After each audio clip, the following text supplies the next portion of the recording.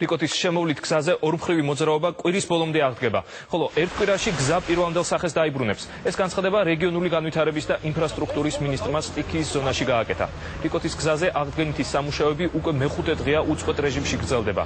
რიკოტის დაზიანებულ გზაზე მიმდინარე სამუშაოები რამაზ ნიკოლაიშვილმა ენერგეტიკის მინისტრსა და შიდა ქართლში პრეზიდენტის რწმუნებულთან ერთად დაათვალიერა. სამუშაოებს ვაგრძელებთ ბევრი მიმართულებით. მე მინდა გითხრათ, რომ მნიშვნელოვანია, რომ სერიოზული წარმატებები გვაქვს საგზაო გზის მიმართულებით, რაც რიკოტის გზაზე ვსაუბრობ. მე მინდა გითხრათ, რომ ბევრად უფრო მალე ხდება ადგილების ლოკალიზება და პირვანდელ მდგომარეობაში მიყვანა ჩვენ გვეგონა, მოგცა გრუნტმა ამის საშუალება და ვარაუდობთ, რომ უკვე 4 დღეში აბსოლუტურად 100% დაგვადგენთ მოძრაობას და ეს ძალიან მნიშვნელოვანი არის. ჩვენ ვიღებთ 2 კვირას, მაგრამ ვარაუდობთ, რომ 1 კვირაში მთლიანად დავასრულებთ სამუშაოებს.